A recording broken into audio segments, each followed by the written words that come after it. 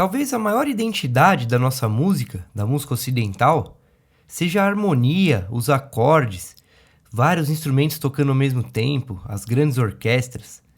Tudo isso começou há vários anos atrás, mais ou menos uns 1000 anos, quando alguns compositores começaram a quebrar algumas regras da igreja para fazer um tipo novo de música.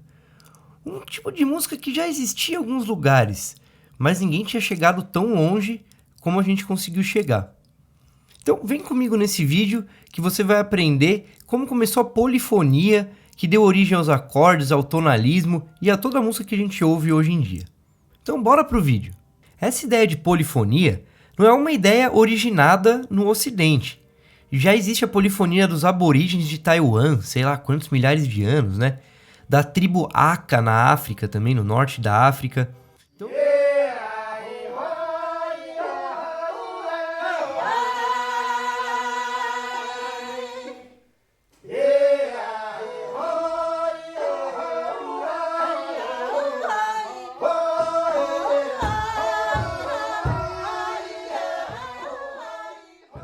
Então, existem alguns exemplos de polifonia, mas ninguém foi tão longe como a gente foi na nossa música ocidental, que no final foi baseada nesse conceito, né? A música ocidental, então, mais ou menos até o século X, era uma música muito parecida com as outras músicas do Oriente, porque eram cantos, então, cristãos, era música modal, né? Como também os cantos bizantinos, os cantos judaicos. Então, não tinha uma grande diferença. Só que a partir do século X, com o advento, então, da polifonia, que começou a mudar tudo isso, né?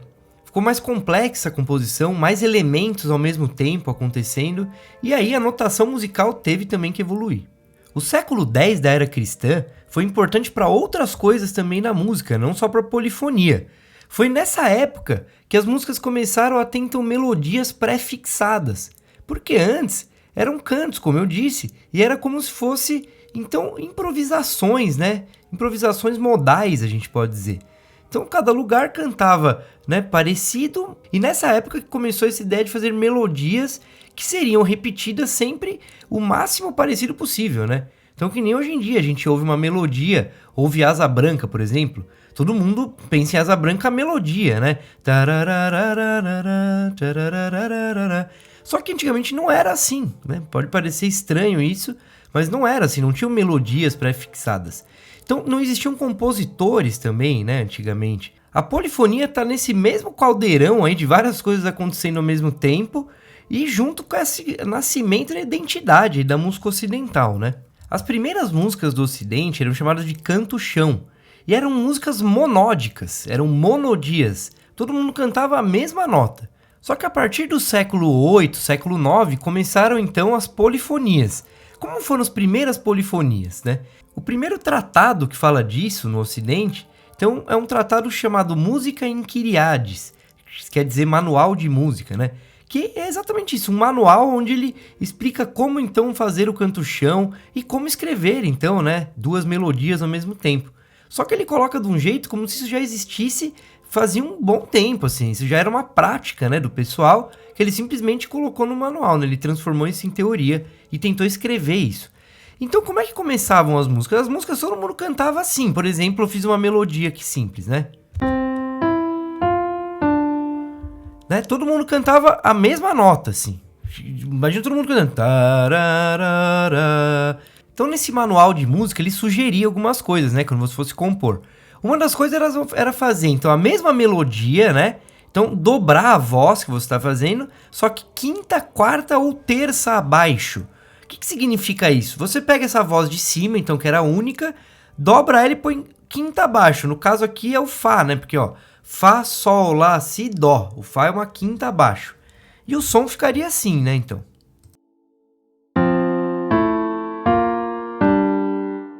Ou ele falou para fazer quarta abaixo. Seria a primeira nota a partir do Sol aqui, né?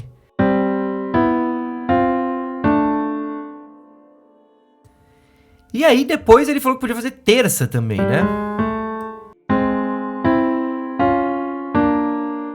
Então quando os caras faziam melodia, eles usavam, né, esses artifícios aqui. Colocava quarta, quinta ou terça. Só que sempre mantendo então esses intervalos. E as notas não andavam muito, né? Elas não ficavam indo muito pro agudo ou muito pro grave. Ficava uma coisinha mais estática mesmo, né? As notas muito próximas umas das outras.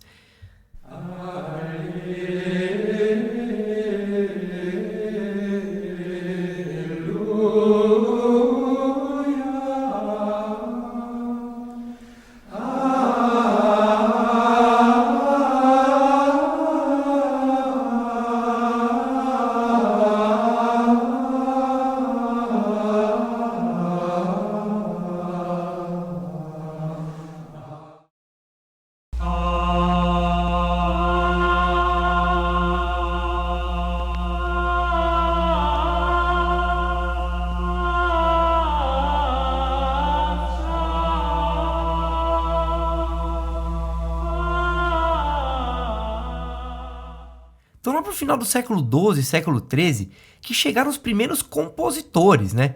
Claro que os caras já compunham antes, isso é óbvio, né?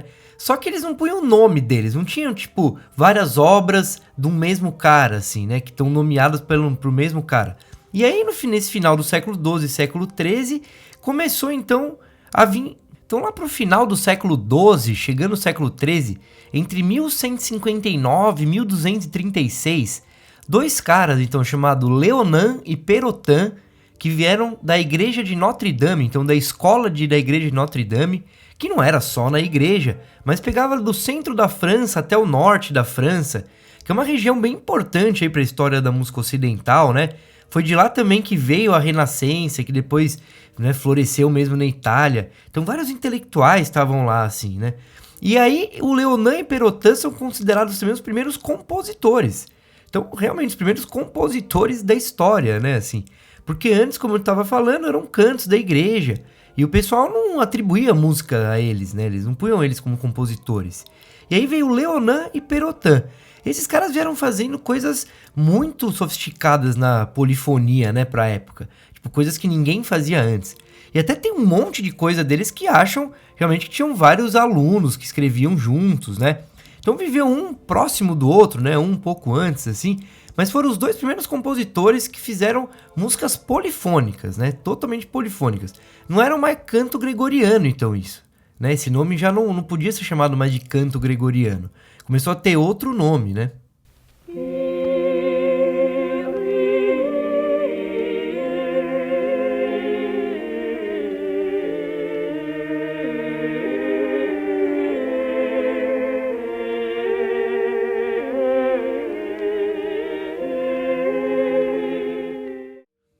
Essa região da França, então, foi responsável realmente pelo nascimento da polifonia e pelo desenvolvimento dessa técnica também, né? Lá o Leonan e Perotin e outros compositores começaram a fazer não só movimentos paralelos, como eu pus antes, então notas juntinhas umas das outras, sempre iguais. Começaram a deixar mais livre as vozes. Aí que realmente estourou, né, a polifonia, aí que foi o nascimento real dessa técnica. Então, em vez de fazer que nem antes, por exemplo, tudo quartas, paralelas, tá vendo?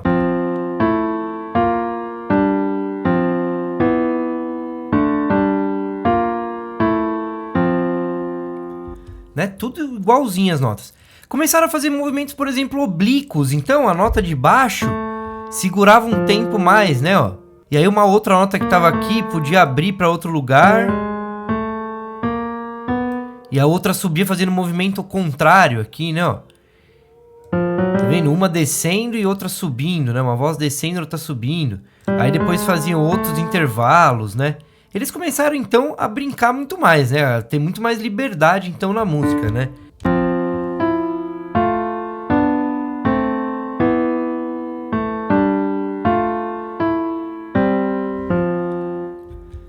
Então, uma voz segura, o outro fala. Então, dois caras cantando, um ia cantar mais longo, o outro ia cortar, fazer menos notas. Isso precisou também, então, uma evolução maior ainda da notação musical. Não dá para os caras ficarem improvisando junto, né? As composições começavam a ter, então, forma também. Então, parte A, parte B, introdução, né? Porque começou a ter que ser uma coisa toda escrita, para os caras não se perderem. Claro que a polifonia não entrou e aí a monodia saiu total, assim, né? Nossa, ninguém mais usava o outro. Não, foi aos poucos. Então, no meio de uma música tinha uma parte polifônica. Aí depois as missas começaram a ter partes dela, o Kyrie, o Benedictum. Eram partes que eram só polifônicas, mas outras partes não eram ainda, né? Então a polifonia foi tomando o espaço do que vinha antes. Todas essas técnicas aí polifônicas e tal, chamavam organum. Então tinha o organum paralelo, aí depois veio um que chamava organum melismático, que então ficava com mais liberdade ainda no tempo, né? Normalmente esse organum melismático era uma coisa assim, que eu vou mostrar aqui pra você. Os caras então seguravam um grave, né? Tinha um cara que segurava uma nota grave, longa, e o outro ficava por cima brincando. O Leonan e Perotin fez bastante disso.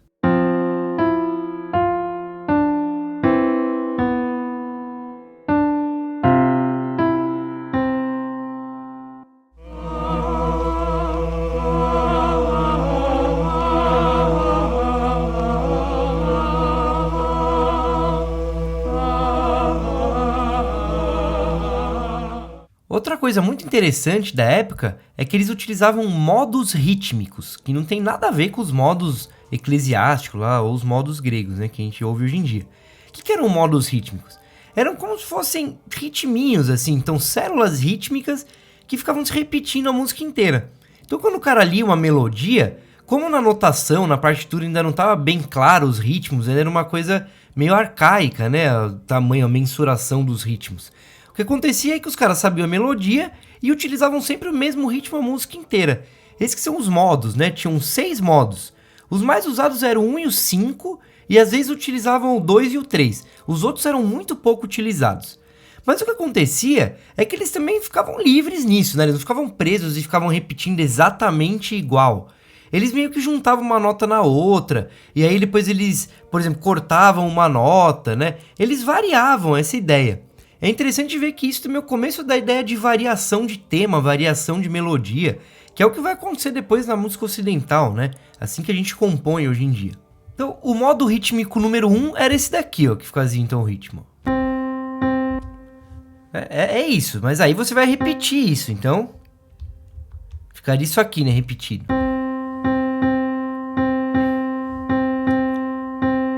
E aí você vai saber a melodia, você poderia fazer... Entendeu? Então fazia um motivinho, né? Não era mais uma coisa tudo igual. E eles mantinham esse ritmo. Só que às vezes eles, por exemplo, deixavam essa nota mais longa aqui, né? Então fazia, por exemplo... né? Ou colocava ela de volta. Então eles faziam essas brincadeirinhas. O ritmo 5 era esse aqui, ó. Então, na verdade, ele é uma variação, né, do ritmo 1. Você vê que eles são parecidos, assim. É mesmo assim, se você tirar aqui e colocar uma nota aqui, ó, vai ser o ritmo 1, né? Ele é uma variaçãozinha dele, então, né? O ritmo 2, ele vai ser o contrário do 1. Então, por exemplo, a melodia lá, né, ficaria assim no começo do vídeo. Né? Então fica parecido com o ritmo 1. E o ritmo 3 vai ser um pouquinho diferente. Vai ser meio que uma junção do 1 assim com o 2, sabe? E o ritmo 3 vai ser tipo uma junção do 2 com o 5, mais ou menos, né? Então ele é uma nota longa no começo e depois isso daqui. O ritmo 3 ele é maior mesmo, né? Ele vai ocupar tudo isso, ó. Mas você viu que ele é uma variação do outro. Então depois dessa época, Leonan e Perotin, século XII, mais ou menos século XIII, a polifonia só vai se adensando, tendo cada vez mais vozes e ficando cada vez mais complexas, né? E também tendo ritmos cada vez mais livres e autossuficientes, né? Então as vozes estavam mais autossuficientes cada uma. E as músicas começaram cada vez mais a sair da igreja. E aí vieram os motetos, então, que também foram criados na França, né? E eram músicas que não falavam de nada da liturgia, né, da igreja católica, da igreja cristã. Falava do cotidiano. A gente pode até considerar que é a primeira música popular, né? Quem fazia muitos motetos eram os trovadores, que eram os caras do popular mesmo, que viajavam, né, de um reino para outro. Considerados também os primeiros jornalistas, assim, da história, né? Com os motetos, teve na Europa inteira uma ideia de começar a ter músicas, então, de cada lugar. E também na língua vernácula, né? Então o pessoal não estava mais usando latim, começaram a cantar então em francês na França, em italiano na Itália, em alemão na Alemanha, né? E aí na Itália fizeram, por exemplo, o madrigal, que era um estilo de música italiana então, né? Na Espanha o canto mozárabico, né, chamava. Então os países começaram a se identificar, cada um tem o seu tipo de música, né? E a polifonia também foi indo atrás disso. Todos os países, né, todos os lugares da Europa trabalhando em cima dessa polifonia. Então vou mostrar um moteto para vocês aqui do Guillaume Dufay, chama, e o compositor, né? E esse moteto ele foi feito na ocasião que inauguraram a igreja Santa Maria del Fiore, né, em Florença, que é uma igreja feita pelo Brunelleschi, uma catedral assim fantástica que tem em Florença. E na inauguração, o Guilherme Dufay fez essa música, né? E baseado também os ritmos, eles foram baseados nas estruturas da igreja. Parece meio doido isso, mas realmente foi. Então as proporções da arquitetura da igreja, o cara pegou essas proporções e fez uma música com isso, né? Muito interessante mesmo isso aí.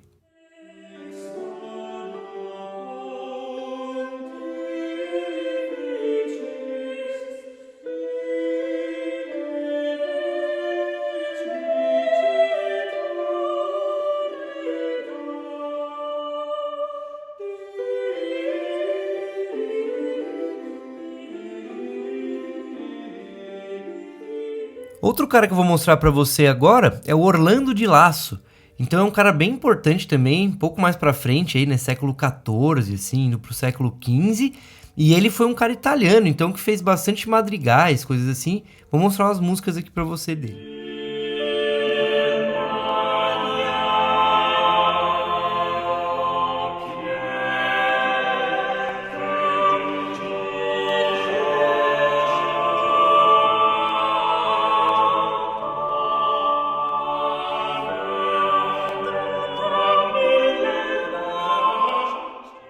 E agora eu vou mostrar um pouco de Gesualdo, Carlo Gesualdo. Ele é um dos caras que eu mais gosto da polifonia, assim. Ele tem um documentário dele, acho que é A Morte a 8 Vozes, uma coisa assim. Tem pra ver no YouTube, facinho assim de achar. E ele era um príncipe, o príncipe de Venosa. Então ele não devia nada pra ninguém. E ele revolucionou mesmo a música, né? Depois de uns 300 anos, o Igor Stravinsky estudou o Carlo Gesualdo e percebeu que tinha coisas que ele fazia que ninguém fazia e só foram fazer depois de muitos e muitos anos, séculos mesmo, né? Então o cara, como não devia nada pra ninguém, que ele era um príncipe, ele fazia a música que ele queria. Ele era alucinado, assim, ele matou a mulher, matou os filhos, era um déspota mesmo, né? Um tirano. E as músicas, ele só fala de sentimentos muito ruins, assim, ele fala de sentimentos de solidão, sentimentos de medo, assim, coisas assim, que é o que ele sofre, ele provavelmente sofria de alucinações mesmo. Fala da mulher dele, que todo dia ele vê a mulher dele, que ele tinha assassinado, né, tipo...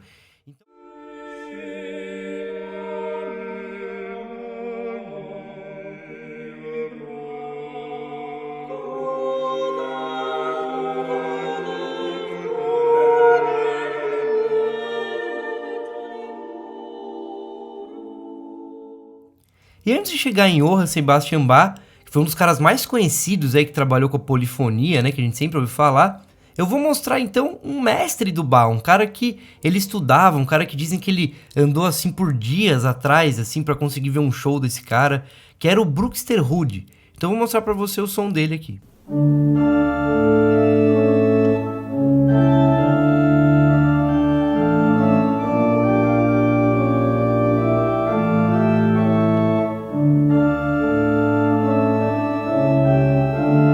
Agora, para terminar, vou mostrar um pouco de Johann Sebastian Bach.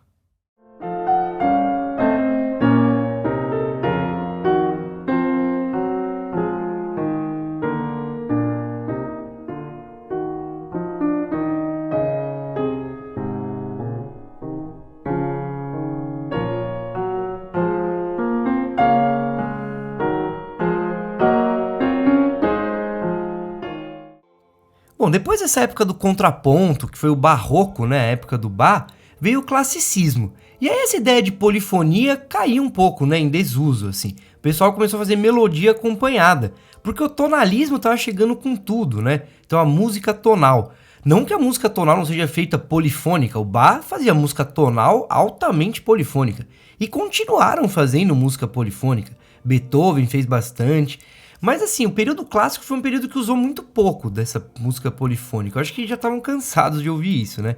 E fizeram então a melodia acompanhada, que eu vou deixar para falar em outro vídeo. Bom, espero que você tenha gostado desse vídeo, que ajude você agora nas suas composições, que você comece a entender melhor esse conceito que é provavelmente o mais importante da música ocidental, né, como eu disse, e com certeza foi o que fez a música ocidental ter a sua maior identidade e foi o nascimento aí da nossa cultura musical, né? Beleza? Então te espero no próximo vídeo. Valeu, até mais!